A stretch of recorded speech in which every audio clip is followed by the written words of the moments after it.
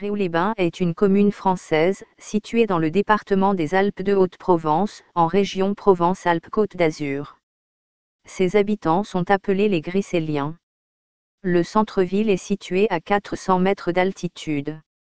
Construite sur une butte, ces maisons occupent uniquement le versant sud. La commune est située sur le cours du Verdon dont le confluent avec la Durance se trouve sur la commune de Saint-Paul-lès-Durance.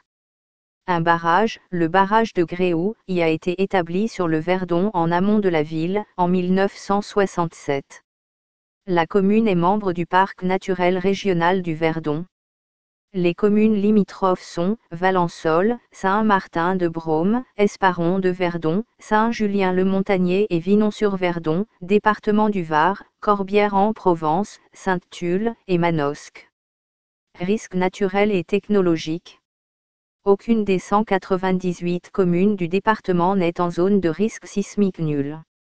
Le canton de Valençol auquel appartient Gréoux-les-Bains est en zone 1B, sismicité faible, selon la classification déterministe de 1991, basée sur les séismes historiques, et en zone 4, risque moyen, selon la classification probabiliste EC8, de 2011. La commune de Gréoux-les-Bains est également exposée à 3 autres risques naturels, les feux de forêt, les inondations et les mouvements de terrain. La commune est presque entièrement concernée par un aléa moyen à fort. La commune de Gréoux-les-Bains est également exposée à plusieurs risques d'origine technologique. Celui de transport de matières dangereuses par route et canalisation. Les départementales RD4 et RD6 peuvent être empruntées par les transports routiers de marchandises dangereuses. Un gazoduc transportant du gaz naturel traverse la commune et constitue donc un facteur de risque supplémentaire. Celui de rupture de barrage. En cas de rupture du barrage de Sainte-Croix, toute la vallée du Verdon serait menacée par l'onde de submersion. Le plan de prévention des risques naturels prévisibles, PPR, de la commune, a été approuvé en 2006 pour les risques d'inondation, et le DICRIM n'existe pas. La commune a été l'objet de plusieurs arrêtés de catastrophes naturelles, pour des inondations et des coulées de boue en 1986, 1987, 1994 et 2006, et pour des glissements de terrain en 1994. Les tremblements de terre fortement ressentis à Gréoux-les-Bains sont le séisme du 18 novembre 1862, d'une intensité ressentie de 5 sur l'échelle MSK, dormeurs réveillés, chute d'objets. L'épicentre était à Gréoux même. Celui du 17 février 1947, d'une intensité ressentie de 3,5, et dont l'épicentre était situé en Italie. Toponymie. La localité apparaît pour la première fois dans les textes sous l'Empire romain, Nymphis Griselici, nom qui devient Chrysaldi, 963, de Grésol, 1018. Il s'agirait du pluriel d'un nom romain, Chrysalu, selon Ernest Nègre, ou d'une référence à la roche gréseuse selon Charles Rostin, suivi par le couple Fénillé. Selon Charles Rostin, le toponyme est probablement antérieur aux Gaulois. La forme gréolaise est apparue au XIIIe siècle. La commune se nomme Géréus en occitan provençal. Le nom de la commune devient Gréoux-les-Bains en 1923. Le nom du hameau d'Orabel, au sud du village, dans la vallée du Verdon, fait référence à l'oiseau Oravla, casse-noix, ou avelanier ou encore nausieux en occitan. Histoire. De nombreuses traces d'occupation néolithique ont été retrouvées aux grottes de Saint-Sébastien, dont des fibules de culture de Holstatt. La localité est connue dès l'Antiquité, sous le nom de Nymphis Griselius, en rapport avec les sources thermales. Les nymphes sont les divinités des sources, aménagées en termes par les Romains. Une motte castrale est élevée au XIe siècle, site d'Orabel. Les seigneurs du lieu sont, successivement, l'ordre des Hospitaliers de l'ordre de Saint-Jean de Jérusalem, les Glandevée du XIVe au XVIIe siècle, les Dodifrèdes jusqu'à la Révolution française. Le prieuré de Saint-Pierre-hors-les-Murs, situé à l'est du village, dans le quartier antique, dépend de l'abbaye de Montmajour. L'église paroissiale relevait de l'évêque de Riez, qui nommait le chapelain et percevait les revenus attachés à cette église. La communauté d'Orafred, Orafrigida au XIIIe siècle, sur la rive gauche du Verdon, était indépendante. Elle formait également un fief distinct. Elle est fortement dépeuplée par la crise du XIVe siècle, la peste noire et la guerre de Cent Ans, et annexée par celle de Gréoux au XVe siècle. De la même façon, la communauté de Rousset-lès-Gréoux, créée autour d'un prieuré, Saint-Pierre de Rousset, de l'abbaye de Montmajour et qui comptait 37 feux en 1315, est elle aussi rattachée à Gréoux au XVe siècle. Une paroisse existait encore à la fin de l'Ancien Régime, qui recouvrait aussi une partie de Valençol, et dont le culte se tenait à l'église Sainte-Madeleine à Villedieu. Gréoux, le village et son château. La ville est pillée par les Huguenots lors des guerres de religion. La baronnie médiévale est érigée en marquisat pour Jérôme d'Audifred en 1702. Durant la Révolution, la commune compte une société patriotique, créée après la fin de 1792. En 1793, le château est désigné comme pouvant être démoli par les administrateurs du département, mais échappe à la destruction. Il est néanmoins pillé le 3 décembre 1800 par les royalistes entretenant l'agitation dans la région. Le coup d'État du 2 décembre 1851, commis par Louis-Napoléon Bonaparte contre la Deuxième République, provoque un soulèvement armé dans les Basses-Alpes, en défense de la Constitution. Après l'échec de l'insurrection, une sévère répression poursuit ceux qui se sont levés pour défendre la République. 25 habitants de Gréoux sont traduits devant la commission mixte, la majorité étant condamnée à la déportation en Algérie. Comme de nombreuses communes du département, Gréoux se dote d'une école bien avant les lois Jules Ferry. En 1863, elle en possède déjà une qui dispense une instruction primaire aux garçons, au chef-lieu. La même instruction est donnée aux filles, c'est la loi Fallou, 1851, qui impose l'ouverture d'une école de filles aux communes de plus de 800 habitants. La commune profite des subventions de la deuxième loi Duruy, 1877, pour rénover son école. Pendant la Seconde Guerre mondiale, un centre d'internement est ouvert à Gréoux pour les étrangers indésirables. Les Polonais de l'armée polonaise de l'Ouest, démobilisés et incapables de réaliser des travaux de force, dans les groupements de travailleurs étrangers, y sont dirigés. Il ouvre en janvier 1942, par réquisition du Grand Hôtel et de l'Hôtel des Bains, pour 170 personnes au départ, qui sont 200 en...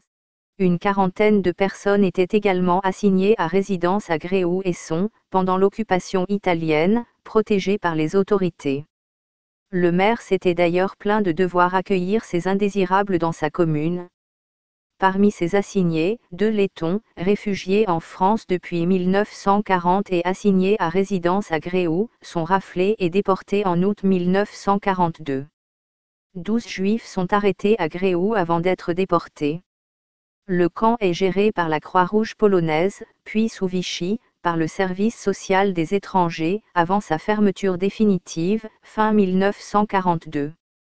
Le 7 mars 2019, dans le cadre du grand débat national, le président de la République française Emmanuel Macron organise une réunion pour échanger avec 400 élus et jeunes rassemblés sur la commune. Les Hospitaliers. Le château dit des Templiers, mais ne leur ayant jamais appartenu, avec des parties allant du XIIe au XVIIe siècle, est classé monument historique en 1840 et restauré. Il appartient aux comtes de Provence à partir de 1248, puis aux Hospitaliers de l'ordre de Saint-Jean de Jérusalem. Il est acheté par la commune au début des années 1980. De très nombreux auteurs, y compris l'abbé Ferraud, à partir de 1705, font état de la présence de l'ordre du Temple à Gréoux, soit possesseur de l'hospice et soignant par les eaux, soit seigneur du lieu, ou les deux. Raymond Collier dans les Annales de Haute-Provence, livraison de 1959 à 60, Régis Bertrand et Joseph-Antoine d'Urbec ont démenti ce qu'ils considèrent comme une légende, aucune pièce d'archive ne mentionnant leur présence à aucun moment à Gréoux. Ces auteurs se contentent d'avancer la présence des Templiers en se recopiant, sans vérification. Le château est construit autour d'une cour rectangulaire. L'enceinte est renforcée d'une tour ronde, nord-est, et d'un donjon carré, nord-ouest, qui peut dater du XIIe siècle. Ses défenses sont encore améliorées au XVIe siècle, avant qu'il soit modifié pour apporter plus de confort à ses habitants. Outre la légende des Templiers, une autre concerne l'existence d'un souterrain partant de la citerne pour rejoindre les caves du village, tout aussi infondées. Gréoux a été protégé par 2 murailles successives, qui subsistent toutes deux à l'état de vestige. Celle du XIIe siècle est visible près du château, au portail du Vieille Horloge, dit aussi porte de la Vière ou de la Vieille Horloge, dans une tour d'angle, et des murs qui ont été percés de fenêtres gothiques. De la muraille de 1554, qui était longue de 670 mètres, subsistent principalement des pans de murs, jardins des remparts, et une grosse tour ronde. Lieux et monuments remarquables. Le barrage de Gréoux est haut de 87 mètres. Château. Le château dit des Templiers, mais ne leur ayant jamais appartenu, avec des parties allant du XIIe au XVIIe siècle, est classé monument historique en 1840, et a été restauré. Le château du Rousset domine la vallée de la Durance, et date du XVIIe siècle pour l'essentiel. On y produit un vin dont l'excellence n'est plus à démontrer, quelle qu'en soit la couleur. Le château de Laval. Architecture civile et fonctionnelle. Les maisons anciennes sont rectangulaires, plus profondes que la largeur de la façade, ce qui a contraint à aménager des pièces noires, dites alcôves. Le relais du Rousset est composé de l'ancienne auberge, des écuries, de la fontaine. La ferme, dite Château d'Orabel, était habitée par des familles nobles, qui tenaient un fief. Elle est constituée d'un corps de logis flanqué de 2 tours rondes et percé de portes cochères. Le château de Rousset, qui datait du XVe siècle, mais surtout du XVIIe siècle, a été reconstruit à partir de 1890, et les parties visibles datent de cette époque. Il a néanmoins conservé une piéta du XVe, ou du XVIIIe siècle, classée, et dans sa chapelle, une Assomption, du peintre Philippe de Champaigne, datée de 1629 et également classée. Terme troglodytique romain. Non loin, les archéologues ont trouvé une piscine du 1er siècle après Jésus-Christ. Art religieux. Église de Gréoux-les-Bains.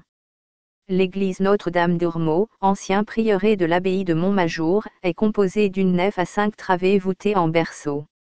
Le bas-côté sud, qui court le long de la nef sur 4 travées, est en fait constitué de chapelles latérales médiévales, chapelle seigneuriale de Sainte-Catherine, chapelle de la confrérie de la Vierge, chapelle Saint-Sébastien, en allant vers l'est, dont les murs de séparation ont été abattus. Au total, il est datable du XIVe siècle, voire du XVe siècle. Les voûtes mettant en communication ces chapelles sont d'ailleurs de hauteur variable. Le bas-côté nord, qui n'est long que de 2 travées, est bas et étroit, et a dû être construit vers le XVIe siècle. Le chœur est de style gothique. Le clocher-tour, construit sur la façade occidentale, a été construit vers 1830 environ. Certaines parties de l'église peuvent être du XIIe siècle ou du XIIIe siècle. L'intérieur a été restauré de 1973 à 1975. Elle contient une Assomption peinte par Jacques Macadré, vers 1615, classée. La Pamoison de la Vierge, au moment de la descente de croix du Christ, est la seule peinture retrouvée d'Honoré Morenon, se trouve dans la chapelle Sainte-Croix, 1697. Le retable de l'autel Saint-Sébastien est signalé par Raymond Collier comme étant du XVIIe siècle, il est classé. La chapelle Notre-Dame des Œufs, proche d'Orafred, est mentionnée en 960 sous le nom de Sainte-Marie d'Orafred, du nom du fief voisin. Dans son état actuel, la chapelle date en partie du XVIIe siècle, en partie d'une époque plus récente, notamment de la Restauration qui a commencé dans les années 1960. Elle était le but d'un pèlerinage contre la stérilité pour les femmes mariées, ou pour trouver un époux pour les jeunes filles. Après être montée au sanctuaire, la pèlerine déposait quelques œufs dans les niches du chœur en ex-voto, et mangeait les autres. Ce pèlerinage s'est maintenu jusqu'aux années 1930. Il est actuellement remplacé par un cahier de demande. La chapelle Saint-Sébastien est ouverte aux protestants l'été. La chapelle Sainte-Croix se trouve dans la partie ouest du vieux bourg. Les monuments commémoratifs. Musées. La maison de Pauline fonctionne en réseau avec les musées des Gorges du Verdon, le musée de la préhistoire des Gorges du Verdon de Quinçon, l'écomusée de la vie d'antan à Esparon de Verdon, la maison des Gorges du Verdon à la Palus-sur-Verdon, et les musées des sirènes et fossiles, et du Moyen Verdon de Castellane. Sites naturels. Les roches bleues, dans lesquelles s'ouvrent les grottes de Saint-Sébastien. Les gorges de Malakoff. Et enfin, les grottes de Saint-Sébastien.